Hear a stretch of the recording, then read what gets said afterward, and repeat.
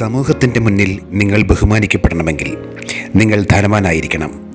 വില കൂടിയ കാറുകളും വസ്ത്രങ്ങളും വീടുകളും ഉപയോഗിക്കുന്ന ആളായിരിക്കണം. വളരെ ഉയർന്ന നിലയിലുള്ള ആളുകളുമായി ബന്ധങ്ങൾ ഉണ്ടാക്കണം.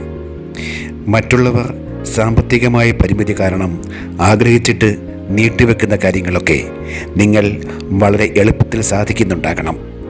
ഒരു കാര്യം മറക്കാതിരിക്കുക, ഇവയെല്ലാം സമൂഹത്തിൻ്റെ ആദരവിന് വേണ്ടിയാണ്.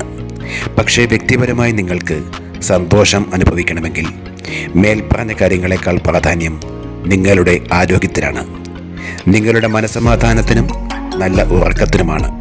പിന്നെ ആത്മാർത്ഥമായി സ്നേഹിക്കാനും സ്നേഹിക്കപ്പെടാനും കഴിയുന്ന ബന്ധങ്ങൾക്കാണ്.